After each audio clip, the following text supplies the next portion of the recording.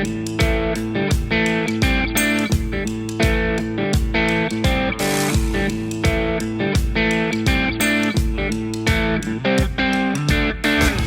to the Crime Dawg Podcast with your host and content creator, Johnny FIORICA, who never lets the facts get in the way of a good argument. Ladies and gentlemen, sit back, relax, and enjoy the show. Hello, everyone. Welcome to the Crime Dawg Podcast. I'm your host, content creator, Johnny FIORICA, recently retired 30-year veteran detective with the Rochester, New York Police Department. Sitting alongside with me, as per usual, Dave Simpson. Dave's a 20-year retired veteran detective, also legendary street cop, SWAT team member, undercover narcotics before rounding out his career with the Rochester, New York homicide unit. David, welcome to the pod. Happy to be here, boys. Just rushing back from teaching a bunch of 8-year-olds how to play hockey. David, were those 8-year-olds better than you at this stage, or what would you? Actually, they're really good. So yeah, they were better than me. That sweet face and voice that you just heard, Jason Blanchard, 2.5-decade veteran, Rochester Police Department, crushed the Flower City, both sides of the city he worked. He worked Genesee, he worked Clinton, he worked Lake. He's a legendary street cop in and of itself. He is the godfather of current Goodman 3rd Platoon and the lead RPD, Rochester, New York, hostage team leader, Jason Blanchard. Welcome to the pod. Thanks, Johnny. Fantastic intro as always. Big week around here. We've got sectional swimming coming up tomorrow night. Big oh, week. Shoot. Yeah, I got picked last in kickball. David's got hockey, you got swimming, I got ugats, as they say in the Italian culture. I got nothing. Can I gamble on that? But Johnny, don't forget, you are the king of the cannonball champ of your own pool. I am, and teacups in my own pool. So, right, guys, we got a really good one today. We talked about crisis in law enforcement. We kind of narrowed it down to 4 current crises that we believe are crises facing law enforcement today. One of them was bail reform, and we talked extensively about that, had a pod on that. Tonight's episode, which we're going to talk about, is the fentanyl crisis. Not only faces Rochester, New York, faces America, issues with law enforcement that we've been trying to fight it the last few years. The third one being recruitment, and then the fourth one being mental health for police officers. But tonight's episode about fentanyl, talk about the fentanyl crisis. For those listeners that don't know, fentanyl is a synthetic opioid. It's a synthetic opioid. It's actually made by chemists in a lab. It does have medicinal purposes. It does have medical purposes, usually for those that are in extreme pain, especially cancer patients. Unfortunately, the contact that cops, that we and our brothers and sisters have with fentanyl is not for medicinal purposes. It's for getting high. We have a bunch of people dying. I say getting murdered, but we're going to get into that later. We see a lot coming in from our Mexican borders. Mexico and the cartels have a relationship with China. The precursors meaning ingredients like you're baking a cake, but the precursors are coming from China. The chemicals are coming from China. They ship them to Mexico. The cartels make up the batch, comes over the border in many different variations. I mean, you've seen it all over national media. It's come in candy, what's looking like candy. It comes in fake prescriptions, which we're going to get into an investigation that me and my ATF partner, Jay Haw, had, where it comes looking like one medication when it's really not. It's pressed fentanyl.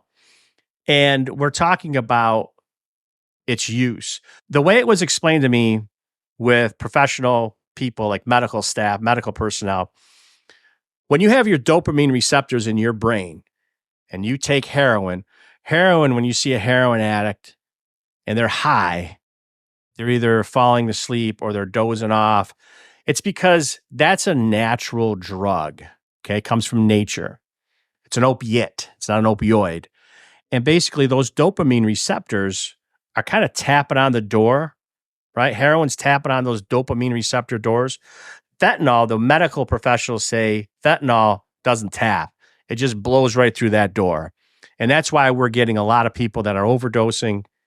In most instances, I call it murder because, like I said, China and Mexico is behind it. think they're killing Americans by the hundreds of thousands. And this is a huge problem facing law enforcement today.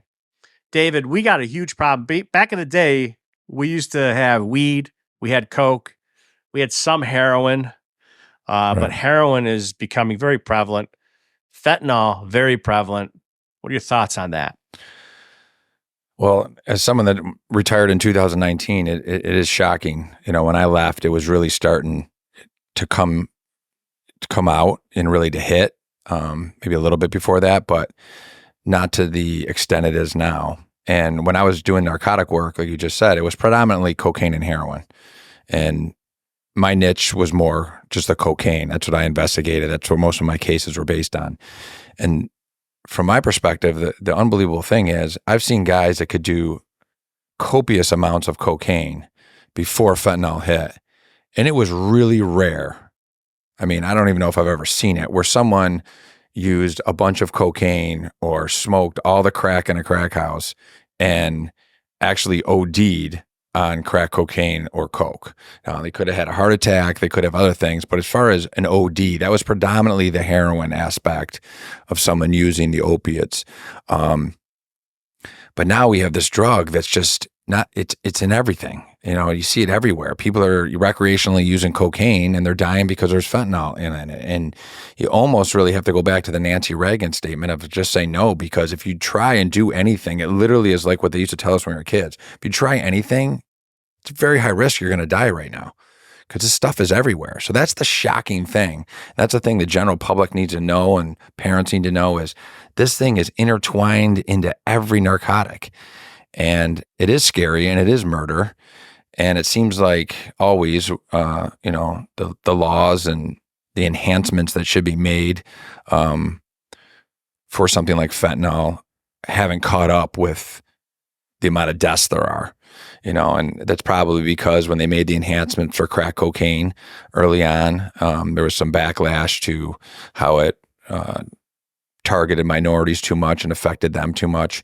But I think if someone's distributing high levels of fentanyl and is, in the distribution of fentanyl, there needs to be enhancements to it just as a deterrent because this stuff is just, it's all over. I mean, I just read that we had over 100,000 OD deaths last year, and I didn't break down every stat, but I would imagine a large percentage of that is all based on synthetic opioids. Yeah, you touched upon it, I think. So just to give the audience some background, and I applaud the Rochester, New York Police Department. I applaud the Monroe County Sheriffs. They organized a heroin task force many years ago. Sergeant Phil Janier headed that unit up. And I remember an example, a real live example. We don't like to tell war stories, but it's applicable here.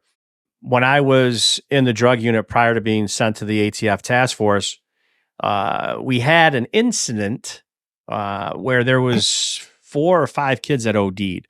The quick backstory to that was they were all professionals. They were all young professionals. They worked for a major corporation in Rochester. They were out celebrating. They were just kids being kids. They were drinking. They were at one of the local bars at Easton Alexander. And then we got the call. And I went and assisted because the heroin task force was in its infancy. It was just kind of getting going. They called me in to help out. And there was three out of the 5 kids that OD'd. One of them, unfortunately, didn't survive. One had, still to this day, a little bit of partial brain damage, and the other guy made it out on the other side okay. One of the girls that was in the room opted out of it, and she explained, almost like a front row seat of what happened. She says, as soon as everyone blew that line of cocaine, that they thought it was cocaine, but it was laced with fentanyl. And what ended up happening was, she said they all just fell out. They all just went to sleep, like peacefully. And she just thought nothing of it. And she's like, probably not for me. And then she just thought they were passed out, like David said. Maybe they didn't so much die, but they were just sleeping. What ends up happening is one of the females, or the female, ends up passing, unfortunately. And she was she did a line of coke. They were just celebrating. They were drinking. They were doing what they call in the 80s partying. These kids were not drug addicts. They were not kids that were like cashing in their VCRs to buy drugs. Kid went to his local coke dealer. He was used to getting product from him. He gets it. Did not know it was laced. It had never been laced before with anything other than having cokes and what they having cocaine in it and whatever they mix it with.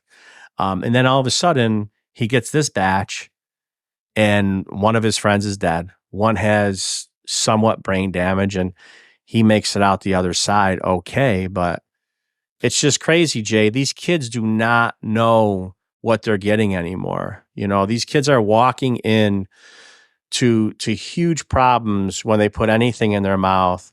I'm a big advocate. My daughter, my stepdaughter, I call her my daughter. My daughter is going to be 25 in July. I can't preach enough to her and her friends, watch your drink, cover your drink. I tell her all the time, do not, and thank God she doesn't. But these kids got to be careful with whoever they deal with. You never know what you're getting. You know what I'm saying, Jay? Well, I know you guys are around my age, right? A tad bit older, but I know you're going to remember when I say it. back, I think I was probably in middle school, right? But I still vividly remember the Sports Illustrated cover with Len Bias on it, right? Now, that wasn't heroin, but that was coke, right? And that was the uptick of that, popularity of cocaine. And this mega star out of college, out of Maryland, was going to be, was a number 1 draft pick by the Celtics and was dead, a day later or whatever, from trying cocaine, for the first time, which was sad, but nonetheless, whether it was his first or 100th, it was a tragedy, right? And I remember still vividly seeing that cover on Sports Illustrated. But like David said, you didn't see that for the most part, right? And in our careers, in the early part of our careers, you didn't see the needles all over the place like we do now, right? You stop and you search somebody that is going to jail or whatever, you got to do an inventory of their property. And, if it's a backpack or a purse or whatever, man, there is needles all over the place. And the last thing you want to do is get stuck. But that is so commonplace now. It's unbelievable. And the amount of OD calls that our patrol officers respond to, I mean, it's not, once a night at one time in the city. It's multiple occurrences, east and west side of the city, all different platoons, all different times of days, right? That we're going to, that Rochester Fire Department is going to, that ambulance is going to the point that now officers in their pockets of their pants or in their patrol cars have Narcan on them, right? I mean, we never carried anything like that. Fire might have, ambulance probably, but you got cops carrying it now, and it's commonplace, right? It's commonplace with the tourniquets that they're carrying now. So these Narcans that they're carrying and administering nightly, daily, guys, it's multiple times a night. I had the opportunity to work a substantial amount in patrol the last couple of years, and I did a lot of that with Officer Brian Kayla. I think you guys both know, right? So yeah, he's that kid's a bulldog, right? And he doesn't stop. And I've literally seen Brian Narcan multiple people during the course of an evening. Yeah. And, with that, Johnny, like we've talked about the referrals to the task force and stuff, right? We're generating the referrals, we're generating all that stuff. They're going to the hospital, they're getting treatment. And not to sound, cynical here, right? But it's a tremendous strain on the use of hospital personnel, of AMR personnel, of police, of fire. And that's not sounding, I'm not trying to sound like I'm not compassionate. I'm just saying that this is now a thing that the hospitals are having to deal with, people coming in nightly, multiple ODs from county and city, right? And having to deal with that treatment of people. So, I mean, that is really a tremendous burden on our healthcare system. Yeah, you're right, Jay. And when you talk about that, it reminds me of everyone's seen that Netflix special of that family that created the Oxy epidemic. Again, Oxy's a pain reliever. You know, these kids are getting hooked on Oxy. You got kids with injuries in high school that ended up taking Oxys and getting addicted to the painkiller. Then you see that morph into heroin addiction, heroin use and abuse, and then the fentanyl. You know, yeah, of course I blame the pharmacy field and for them pushing. Look at Jay, you remember back in, like, I think it was 2015, I had scheduled, we were on a wiretap. Funny story. I had to have ankle surgery, realized this around Labor Day. And what ends up happening is I schedule it and they're like, RP's like, yeah, you can't go. You can't go. I go, well, what do you mean? They go, you're on a wiretap right now. We need you to sit the wiretap. We were helping out the detectives up in Frank Umbrino's unit. They had the triple murder on Genesee Street at the Boys and Girls Club at the time. So we were on that wiretap, and they're like, no, we need you to help out on this. I say, yeah, but my ankle. They say, yeah, you're just sitting at a computer anyways. You're not walking. So sit here. You can go do that elective ankle surgery later. My boring story leads to this. I get out of surgery. I got a bag. My wife cleans out the bag. Literally, I get home. Now, I didn't have really much pain at all. You know, it was just ankle cleanup. It wasn't like they had to do anything major, but they was just a bunch of chip bones and stuff like that they had to clean up. And next thing you know, 60 oxys are in my bag. I never asked for them. 60 oxys were in my bag. And I'm like, what are these? My wife's like, I don't know. The doctor gave them to me. I just grabbed the bag and left the house. Never asked for them. Never asked for them. And what do you think those pills are going for each, Johnny? $40 a rip, probably. Oh my God! It was so funny. I went back to the Vice Squad. Of course, I turned mine into whatever that DEA drop box is. I didn't want them around. Didn't want to flush them, which is a big no-no. You don't want to flush narcotics down the toilet and get in our drinking water.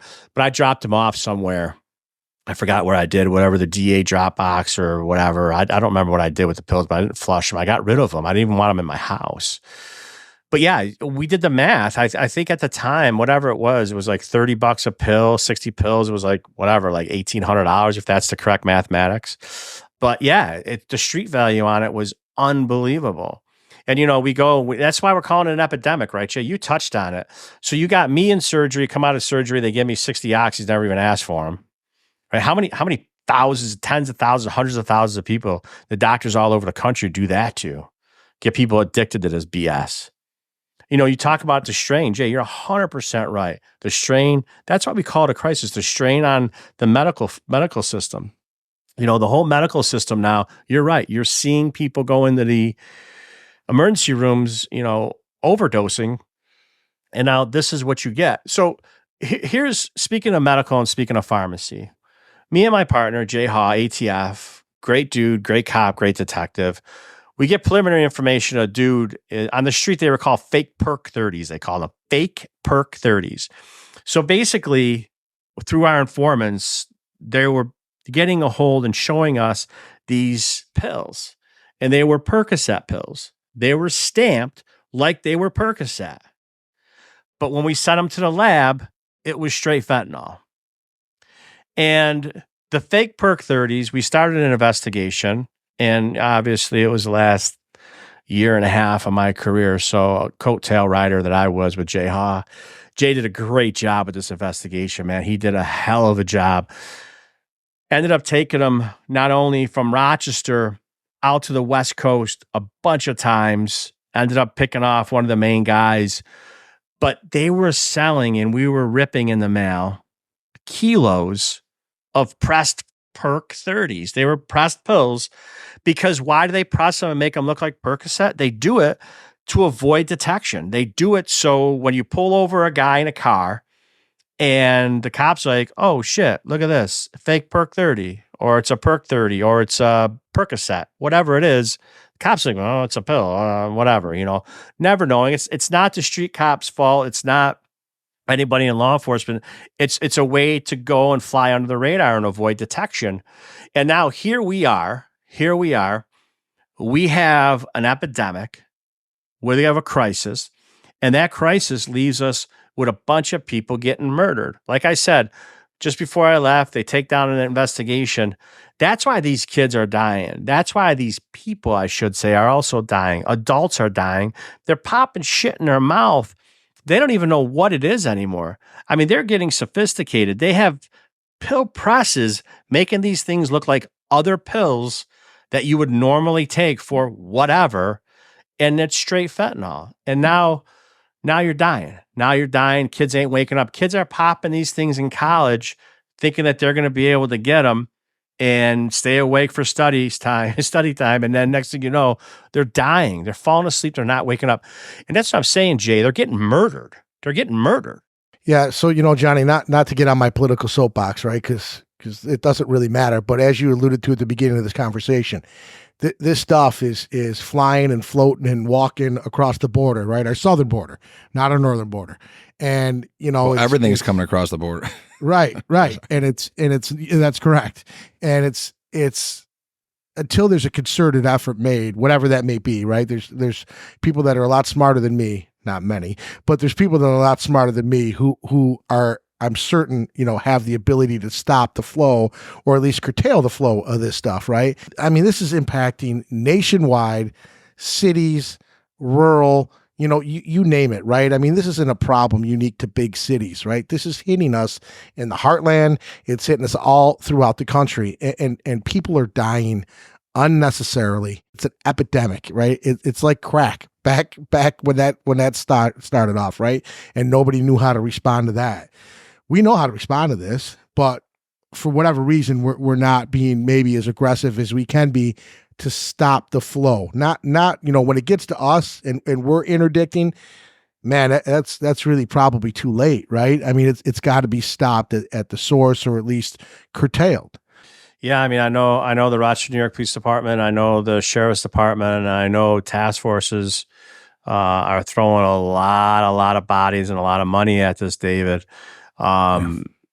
It's just kind of like, where do we start? Where do we end? I mean, this thing ain't going away. Well, the thing of it is that, Jay mentioned crack, and, he's right. That was the last time that we really had that, oh shit, feeling, seeing how when crack hit.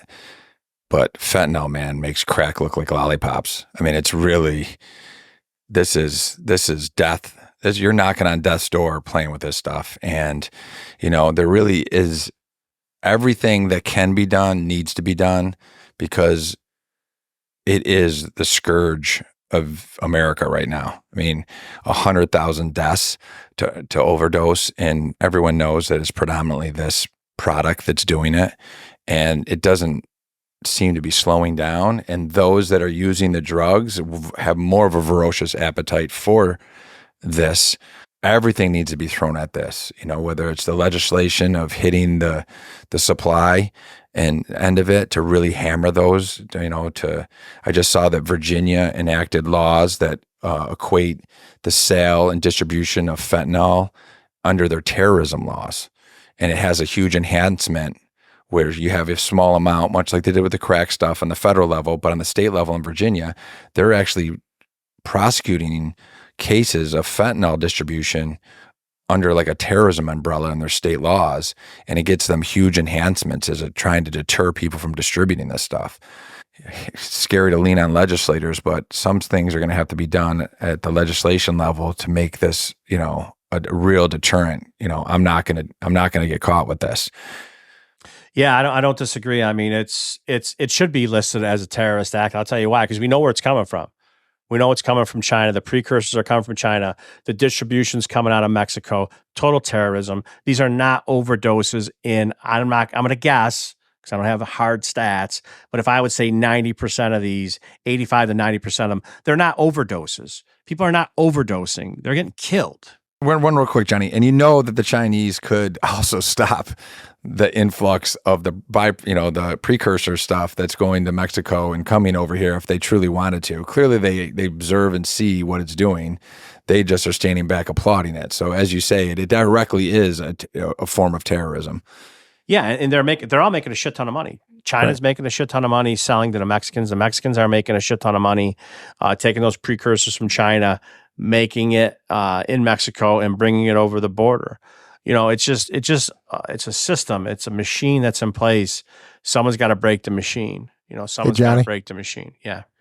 Where are the precursors coming from? China. Thank you. I appreciate that. China. Yeah, they're definitely coming from China, Jason. And like I said, I can't hit it home enough. China, Mexico, United States. And if you don't think Mexico and China got a beef with the United States, you're sadly mistaken. It's not a political platform. We're not trying to be left or right. That's just a fact. And like I said, I'm going to drive it home. They're not ODs. They're murders. They're not ODs or murders. So talk to your kids. Talk to anybody that is doing stuff recreationally that, as an adult, you think that, you're going to be exempt or you're bulletproof. You're not. Trust me. I've seen it. I've worked cases. I've worked investigations where people thought that they were just going to have a little bit of cocaine on the weekend, and it turned fatal. And it's very sad. My heart goes out to these families. My heart goes out to the families of kids trying to study late for their law exam or for whatever exam they're taking in college. They thought they'd get a little pick-me-up. And next thing you know, the kid's dead, murdered, because he took something that definitely was not what he thought it was.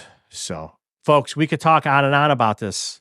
If you like this episode and any others that we have up on our websites, up on YouTube, please hit the like button. Please subscribe. Helps us out a lot. Thanks for sticking with us. David, Jay, great dialogue. Folks, stick with us. We hope you stick with us for many, many more episodes. But like my brother-in-law, Frankie Grassi, says, if you can't make it, who cares?